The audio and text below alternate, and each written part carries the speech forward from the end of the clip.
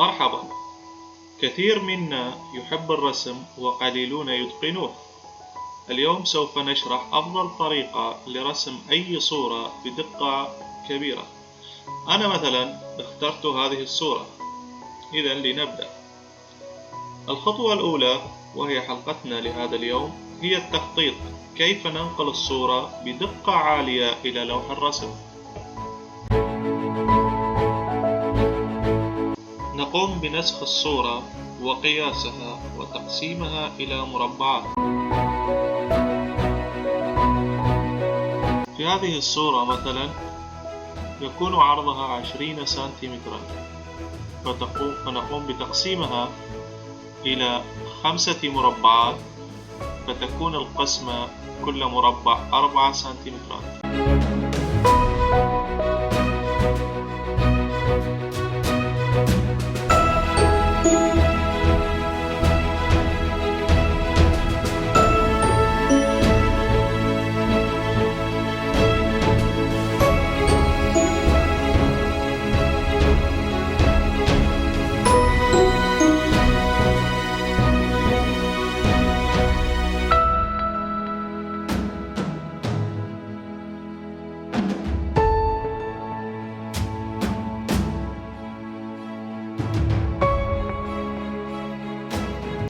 نقوم الآن بعمل العرض، وأيضا كل مربع 4 سنتيمتر.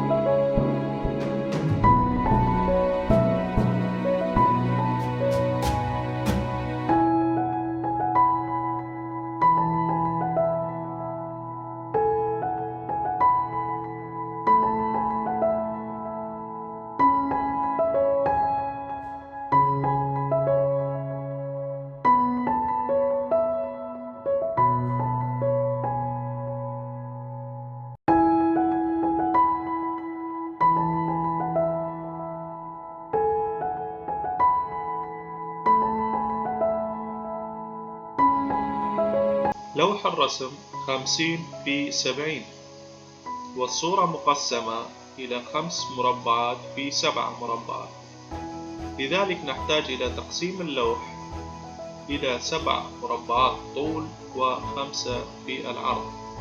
سيكون الناتج 10 سنتيمترات لكل مربع.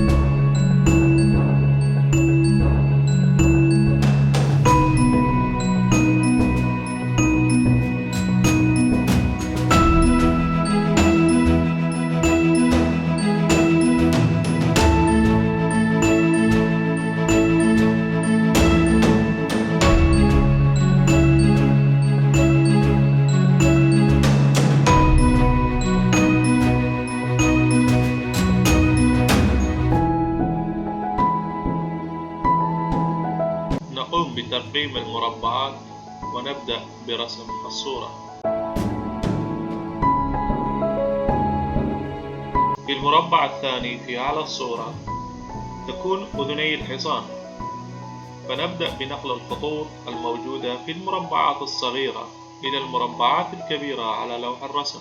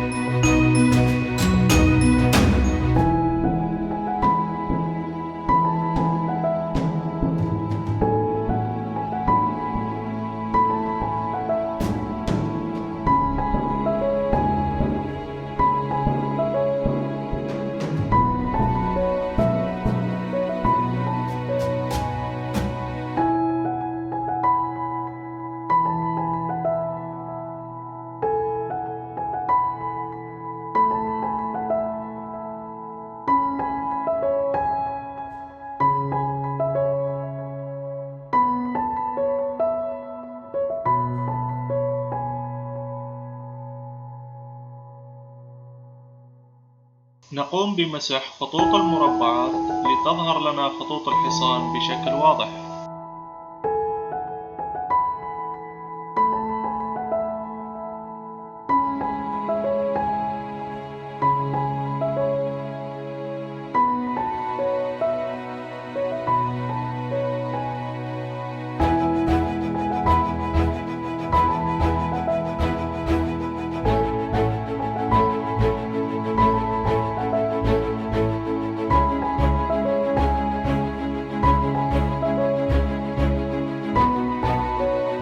نقوم بتغميق خطوط الحصان التي رسمناها.